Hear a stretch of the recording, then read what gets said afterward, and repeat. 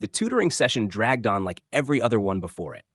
Chase sat slouched in his chair, lazily spinning his pencil between his fingers, his cocky smirk firmly in place as Mr. Bennett struggled to keep him engaged. Chase, Mr. Bennett said with a sigh, setting his marker down, you're not even trying. Chase leaned back in his chair, his legs spread wide as his confident grin widened. What's the point, Mr. B? You know math's not my thing. Hell, I'm here because you made me come, not because I want to be. Mr. Bennett frowned, adjusting his glasses as he looked at the jock sitting in front of him. Chase's arrogance was infuriating, yet there was an undeniable magnetism to it, one that Mr. Bennett had tried to ignore for weeks. You're failing, Mr. Bennett said firmly. If you don't pass, you're off the team, and we both know what that means for your future. Chase shrugged casually, as if it didn't matter. Then I guess we'd better figure something out, huh? Mr. Bennett's gaze flickered for just a moment, just long enough to betray where his attention wandered. Chase noticed immediately. He always noticed. His smirk deepened as he sat up straighter, his eyes narrowing slightly as he studied the teacher in front of him. What's wrong, Mr. B? Chase asked, feigning innocence. Distracted? Mr. Bennett hesitated, his professionalism wavering. Chase stood slowly, towering over him now, his athletic build filling the small space between them. He took a step closer, his confidence unwavering. You've been checking me out for weeks, Chase said, his voice low and teasing.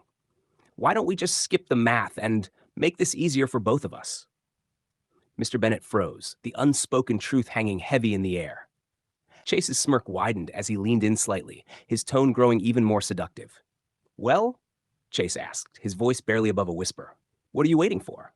Mr. B didn't need to be told twice.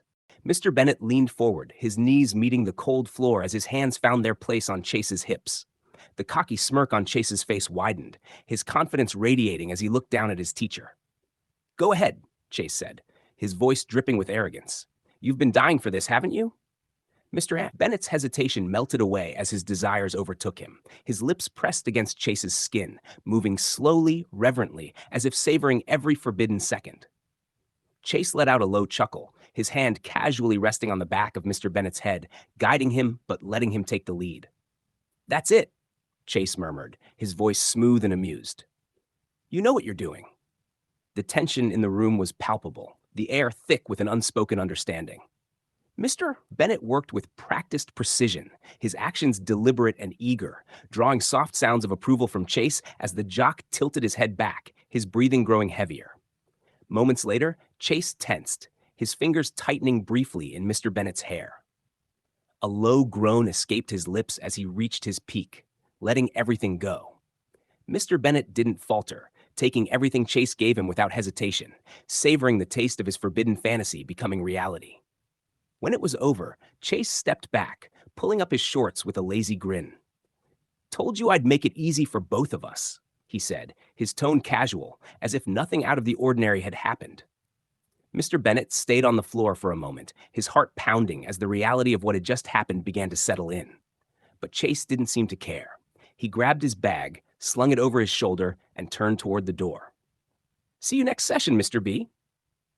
Chase called out with a smirk before walking out, leaving the teacher alone with his thoughts.